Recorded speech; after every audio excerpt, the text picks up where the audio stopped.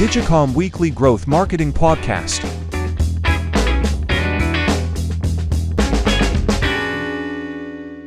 Hey guys, welcome to the Digicom Podcast. I'm John, and I have with me Vinay. How are you doing today, Vinay? Wonderful, John. How are you today? I'm doing good, man. Doing good. So we're Digicom. We're a no bullshit growth agency. We're here to help grow your brand. And today we're going to be doing a little podcast on ad platform comparisons, just comparing all the different ad platforms. So if you like what you see here and what you've seen in the past from us, just subscribe, hit those buttons and get rolling with us. On the agenda today, as mentioned, ad platform comparisons. We'll dive into Meta, Google, Twitter, TikTok, etc. How each platform kind of fits the user journey, the funnel steps, the age demographics of each different platform, how those are kind of broken down, and how you could best apply your methods for each demographic, the different content styles that work primarily on each platform, because we do know those are different. And then obviously the question that everyone comes up with is, where should we start? So let's see what happens. Cool. A lot of the different ad platforms are featured here. Not all of them. This isn't all inclusive, but we do kind of separate them into two different ways. Demand generation and demand fulfillment. Vinay, you want to hit us with what demand generation is? Absolutely, John. So while, it's just amazing to see what we have in terms of platforms and the available ad spaces all over the internet now. But we usually would want to look at all of these platforms into categories. The first one being demand generation. When I say demand generation, I mean any social media or native ad or any of these platforms where your user has directly, they're not looking for a solution or your product or service. And a demand fulfillment platform would be something like a search engine, a Google or a Bing, because people already have a demand, they have a problem, they need a solution, and they're searching for it. So those are like the broader umbrellas that I'd like to kind of put these ad platforms under. It is not 100% that all of the Google will only work as a demand fulfillment platform, but that's kind of the starting point. Of course. And depending on what your primary objective is, right? If you're driving app installs, then it's going to be a different platform, depending on where you're trying to go with each one of your different objectives. So I do like the separation of demand generation versus the demand fulfillment, because you could go all over the place with all these different platforms. You could use them interchangeably for whatever you want. But at the end of the day, one of them is going to be driving awareness, engagement, and eyes onto your product. And you're also going to find other platforms that are actually able to generate those purchases and conversions for you, because there's a higher intent user involved there. Absolutely agreed, John. I think rather than looking at a platform for anybody who's starting out, platform is just probably it's an ad space. It's a placeholder for where you can promote your products and services, but it's really important to understand the journey before we kind of really make that pick. And I think that's super important. Would you walk us through like what a usual journey would look like and how it's not exclusive to certain platforms and the way we can use it? Yeah. So if you're looking at the diagram that we have here, as you can see, we kind of just start with a couple of examples targeting cold audiences. You can see Facebook there, Instagram, and then Google search ads, if non-branded Google search ads, where if someone's looking for the best cowboy hat, they just type in the best cowboy hat and they find it and they want that cowboy hat. But again, that's prospecting. That's leading into someone that has no understanding of your product, or they don't even know that they need your product at that point. So you're just doing some sort of traffic to your landing page, or to wherever you're driving them to, your app page. So they become familiar with your product, with your service, and you're getting them all that information that they want, or that information they don't even know they want, but you're providing it to them. At that point, the perspective of that user's journey kind of switches. If they are interested in your product and they like the information that you found, they're going to end up cycling back and somehow re-entering your purchase funnel, or whatever type of funnel you're driving, lead funnel, app install funnel. They might end up searching for your product or your service. That's when Google branded terms might come into play. If I've searched for the best ketchup, and I find out that it's Heinz, the next thing I'm going to do is search for Heinz so I could buy it at the lowest price. And that's where, again, the different elements of the journey take take hold. And again, we're going basically just up a pyramid of intent.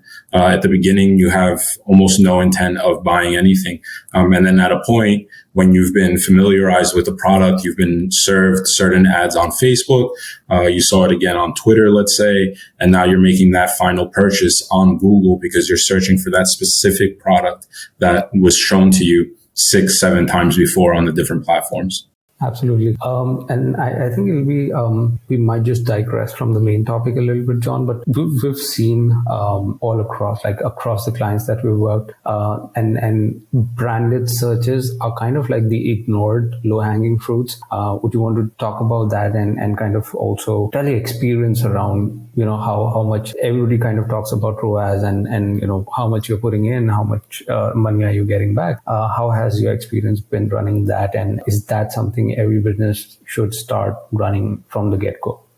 Yeah. So of course, branded makes a lot of sense to run from the get-go. It's going to be relatively cheap, especially if you're going with like an exact search campaign, and you're not going too broad where you're not going to see that overlap with some larger keyword just taking hold and kind of pushing its way into all of the spend and cost. What you're getting with branded is making sure that you're at the top of page when your brand is being searched. Of course, there's a lot of different brands that might have similar names. And then that's when you kind of run into kind of a competitive battle for the CPCs and for that highest point of the page. But just by serving branded keywords, you'll end up somewhere in the top 5 of the absolute top of page. And again, it's relatively simple because you already have all the keywords in mind. It's essentially just your brand, the name of your product, and it's a bunch of different variations, including misspellings and anything like that. And usually these type of campaigns, they do provide really good returns. It's, again, going back to that intent argument. If someone's searching your exact brand name,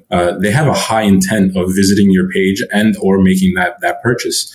That's why they would search you by name. If they just wanted to find any old product, they would search the best of this product, but they are strictly searching for your brand. So we have seen good returns across multiple clients. Of course, you don't want to kind of cannibalize on your organic searches. So you are playing this, fine-tuned fiddle of making sure that, all right, is this actual traffic, my branded organic traffic? Am I driving new customers here, or, is it all return customers? And that's when you're getting that comparison of, all right, is Google branded driving me return customers, new customers? You want to keep it swaying towards the new customers. But obviously you're still going to get returning customers that will be searching for you. Also, if you're not doing a lot of heavy SEO and you're not really too aware or too disciplined in SEO, and you don't appear at the top of the page organically, obviously branded kind of just takes care of that. No problem. You put in some money and you're going to end up sponsored at the top of the page, potentially even absolute top of the page. If no one else is bidding on your keyword, then it's obviously a good route for you. I suggest this to every single one of my clients. There's no doubt in my mind that running branded campaigns makes sense, especially off the bat. But you do want to obviously have them working in tandem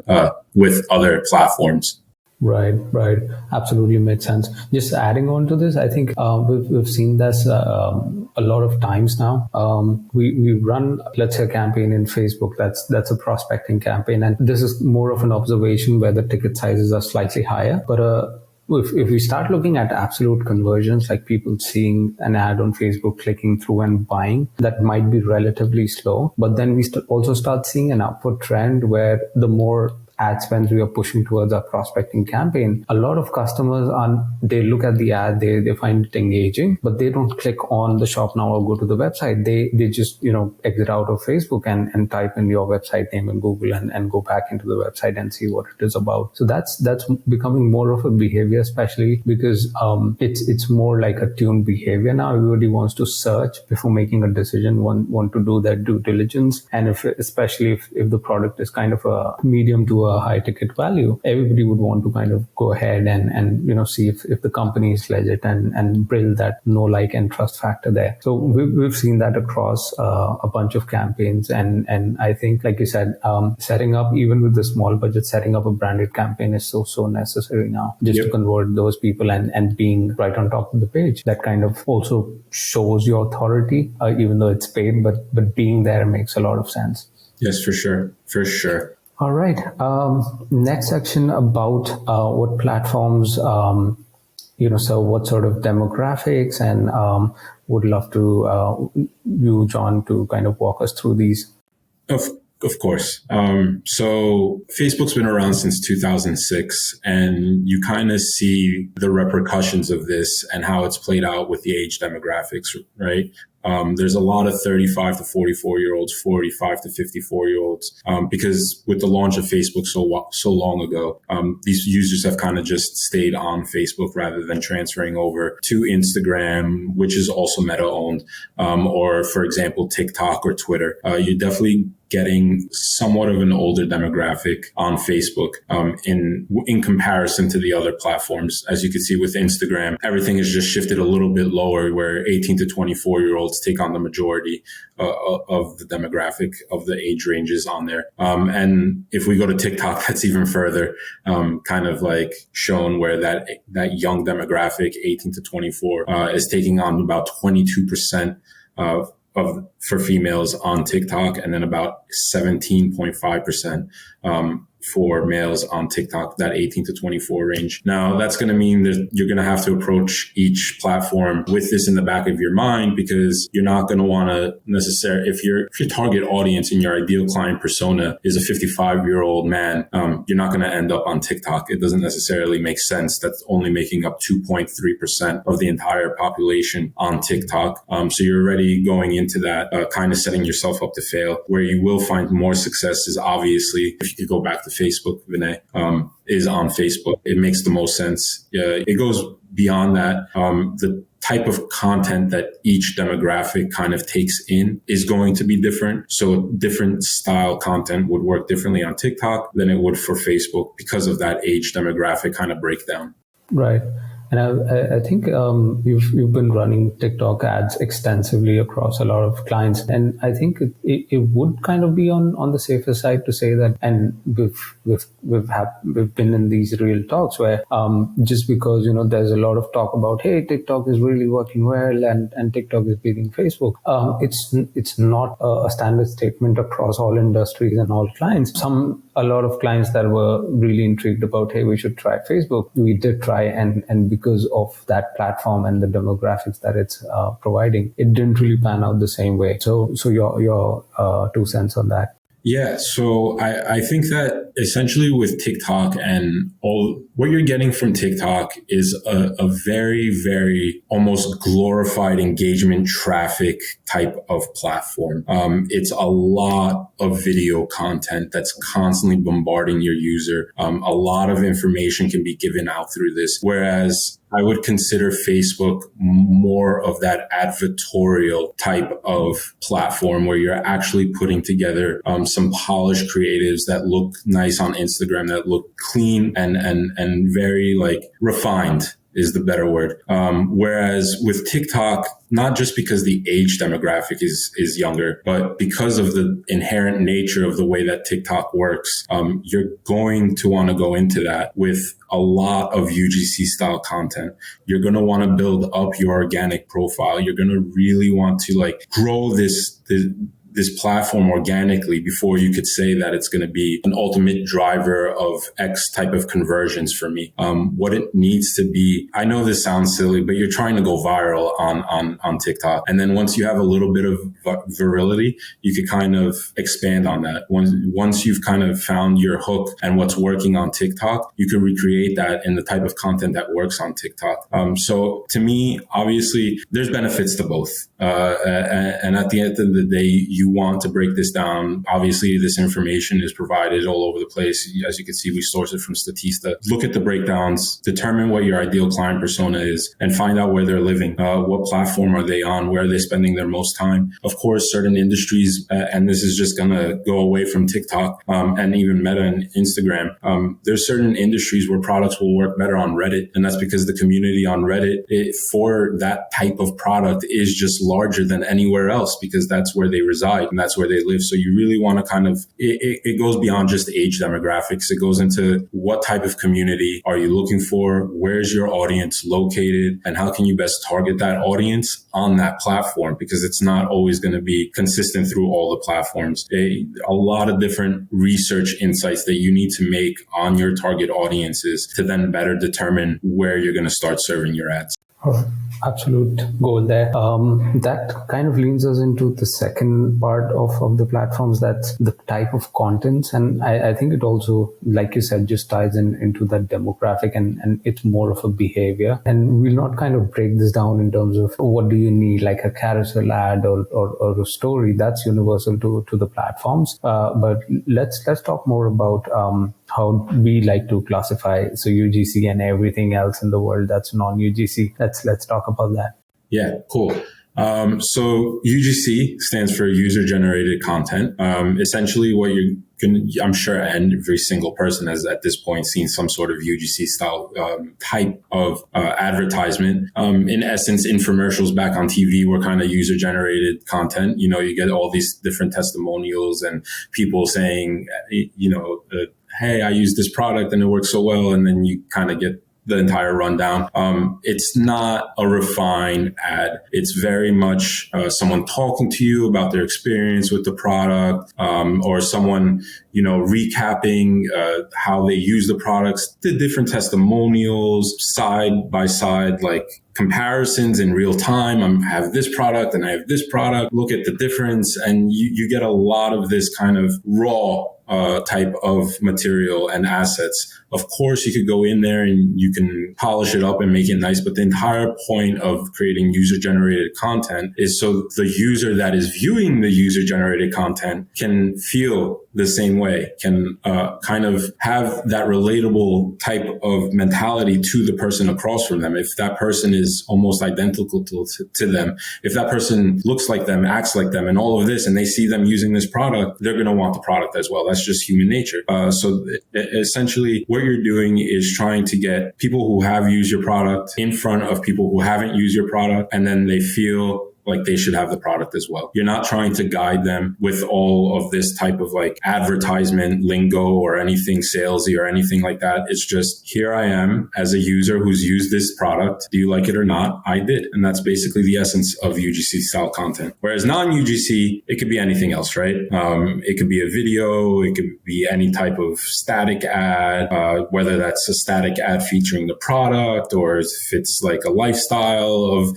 so many different ways you could go to non-UGC. And again, as Vinay said, no particular style of creative is going to tell you right off the bat, like, hey, I work best on Facebook, or I work best on Twitter, or I work best on this platform. You're going to have to do your testing and figure that out, especially for each product. But it is a good rule of thumb to kind of break it down as UGC versus non-UGC, and then kind of testing each platform with each deviation of this type of content. Right. So I think if we talk about TikTok, I would say UGC completely. Instagram is also, since the Reels came into existence for TikTok, Instagram also kind of took that same route. And I think almost every second video that I can see now on Instagram is probably also Reels. So that's definitely interesting. I think in one of our previous episodes, we also talked about, media types and ad types that you would like to try. And something that I want to call out again for our audience is it's also important to kind of see the behavior. And I think someone within marketing said, I don't know whether it was David Ogilvy or somebody else, but people don't like to be sold. They like to buy. So I think over generations where people have been kind of completely bombarded with ads, your brain has been trained to kind of shut them off the moment you have a slight smell of there's an ad coming up. And I think in advertising and even in graphic design, it's called banner blindness, where your brain automatically just kind of, hey, I'm not looking at that, I'm not hearing that, gets into a mode. Organic, on the other hand, because you're on the platform, you're just trying to scroll up, see what's going on, and it kind of slowly leans into what you're already viewing. And then within that mindset where you're not trying to push a product, you show something, and if there's an interest, that goes ahead and then converts. So I think even amongst almost all the accounts that we worked with, and I'm sure that's true with you, John, as well. Almost every single time, if you would compare like a UGC creative to something that's non-UGC, something very polished, a graphic designed ads, and we are not against designed and polished ads at all, but we've definitely seen that UGC kind of by default is being pushed by all advertising platforms. Like the platform itself just loves it. Over the last year, it's really changed too, right? I think it's just the migration of everyone onto these new platforms, as well as the younger generation coming into its own and taking on more of our consumer actual behaviors, whereas 4 years ago, the audience that was on TikTok, or 3 years ago, the audience that was on TikTok has now kind of graduated to 18 plus, and they're spending their money in the market. So you kind of have seen that kind of divergence as well. And as things have worked well on TikTok, people have started to replicate those ideas and that type of content onto YouTube Shorts, onto Instagram Reels. And that's why you're starting to see this small shift kind of leaning into UGC. But again, at the end of the day, everything's going to work differently for each person, right? And I've seen advertorial type of kind of ads working really well on Instagram because they still blend in. Instagram is really good at having even the non-UGC content kind of seem very organic. So again, you don't have to stray and say, I'm going to do UGC and only strictly UGC. Test out all of it, test it against one another, and test out different styles of UGC, unboxing, testimonials, comparisons. There's a lot of different things you could do. So a lot of options and variables for you to test through with your creatives. Amazing. All right. That brings us to our last section and probably the most important question, which we kind of get in all on our onboarding calls or with all our clients. Where do we start? Where, as a business owner, as someone who's planning to use platforms to drive traffic, get conversions, whether you are in e-com, whether you're in a service-based business, where do you start? I'd like to see it, the diagram that you see on the screen, just a background, and we've just grabbed the image. This is from a really, really must-read book that I highly recommend. It's called Sell Like Crazy from Sabri Subi. And it talks about how a usual market would look like. So if you see about 60% of the market at any given point of time for a particular a service or a product, the people, though the percentage is higher, but these people are not even problem aware. So you can probably say these people they're just seeing symptoms of certain things, certain problems. So let's say I'm seeing that there was my computer is working really slow and maybe it crashes a lot. Now if I look at it in terms of comparing to this pyramid, I'm just seeing symptoms, but I don't know the problem yet. And then when I would want to know why my computer is working slow, and I probably call up my friend and ask him, who's a tech guy, or maybe search on Google, and you figure out that, okay, it might be because of maybe there's a virus, or maybe, I don't have enough RAM. Now I know the problem. And then I move forward in the user journey about gathering information about that problem. So if the RAM is not working well, how much does a RAM cost? Or what are the available brands that sell really good RAMs? I'm checking out reviews. Or if it's an antivirus software, then I start looking at, the best antiviruses and with good rating. So then I'm in that information gathering stage. And of course, this number further decreases about 17%. I would say 15 to 20% of people looking for information. And the last part is where the branded searches that we were talking about. That's where the user reaches really low numbers, like 3%. But these people are really on the edge. All they need is the right trigger to pull out a credit card and make that purchase. They are looking for, in example to the antivirus, I might see something like, okay, I heard McAfee has really good reviews, or Norton has really good reviews. So I know now what I'm looking for. And maybe my search then becomes something like Norton 2023 prices, right? So at every user stage, the intent is pretty predictable, and you can see how someone can go from completely being unaware about a problem to really knowing what they need to buy and then purchase. And between these stages, a lot of platforms can come, and not just Google or Facebook, but anything else. So anybody who's starting out, the first thing that we'd like to do is research and try to find out if the product or the service that we have already has a lot of demand. That first slide where we talked about demand generation or demand fulfillment. And that's pretty easy to find out. Free tools like Google keyword search, you can just try to put in your industry keyword or the product or service you're selling and see if there's enough searches going on for something that you're trying to sell as a solution. If there is, then that's a pretty clear sign that you are into a market where people are aware about what you're selling. All you need to do is jump in front of them. That could be a low-hanging fruit, and you start, making conversions. On the other hand, if you see that there is a product that, like a solution that you offer that is not being searched by a lot of people, like if you see monthly search volumes of 200, 300, that usually signifies that there is a very small market that's aware about a particular solution. And then you have to kind of take a step back and start seeing based on this pyramid. Okay, my market is not aware about solutions, but are they aware about the problem? And then if that works or doesn't work, you take another step back and see what are the symptoms. Are people searching with that? So that's one way of looking at it.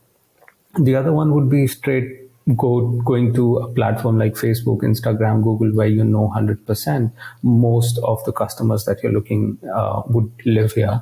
You would then have to see whether your product has enough, content in terms of, do you have a specialty? Do you have a USP to the product? Can you create really good story and feature benefit ads? And that's like a no-brainer because it's always a win-win. But I think for any business, if there had to be a rule that at least just point out two things where I can start, I would say starting with something like a Google branded search and then supplementing it with Facebook ads, or rather vice versa. So you generate all that demand on Facebook and Instagram, and then also put in the funnel for your Facebook, Google branded ads, so that you're capturing these people who are searching for your brand.